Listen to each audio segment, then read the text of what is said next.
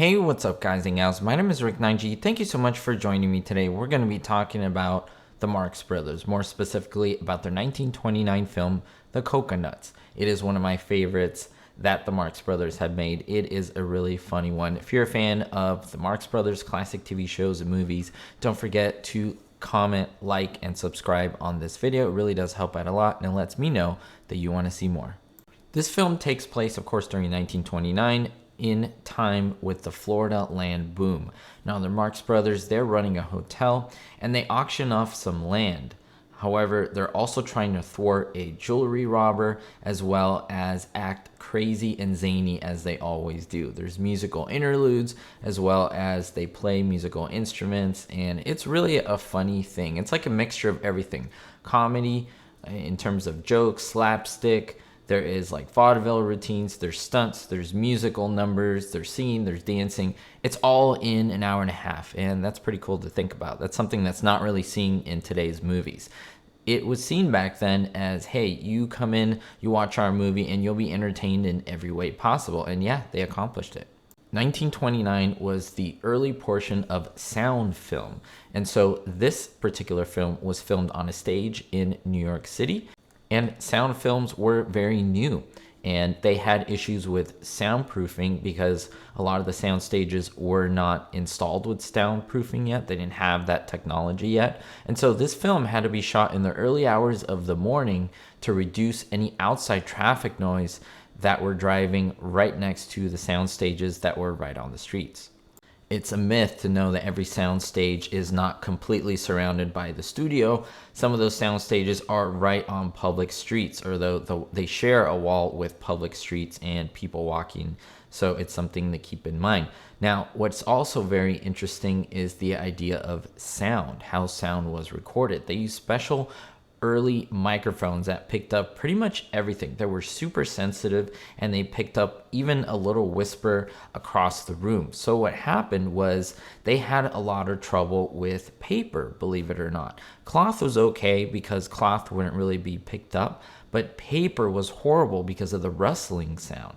So it was really difficult to be able to film any scene with paper, but you must know that they have to include paper inside a lot of these scripts in terms of, there has to be paper at desks, and there has to be paper in a lot of the scenes that they had to do. And so what did they do? They came up with soaking all of the paper wet, making the paper wet so that essentially you could not hear it. It was wet, it was dripping wet. And how do we know that? I know some of you may say, well, how do we know that? We can actually see it in the film. I'm pointing out a scene here with Chico and, of course, Groucho, and you can see that he's explaining things to him. They're going back and forth with this viaduct joke and other jokes, and you will see that this paper flaps down, and you can tell it's wet. It's really, really interesting. It's really, really cool. And it is apparent not just in this scene, but in other scenes of the film. Also note that there's different degrees of being wet for paper, but when it was more difficult, they would wet it more, and then the sound would go away and the microphones wouldn't pick it up. So let me know what you think. Did you know about this little tidbit for this film, that they had to literally wet the paper so that the crinkling couldn't be heard on those sensitive mics that they used? That is really interesting, really cool in my eyes. And I want to leave you with something at the end before I finish this video. I'll just leave you with a bit of Chico Marx playing the piano. Hope you enjoy it.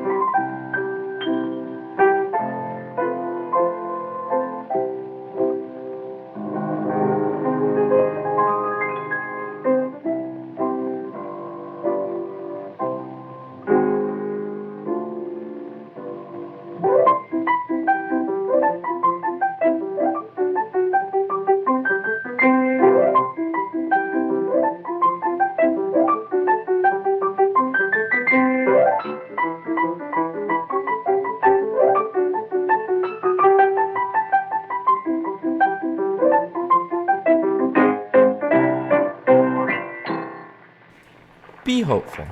A big thanks to all my Patreon supporters, especially Vito L, Sally N, Russ C, Kev, Daniel B, Citizen Kane 359, and David D.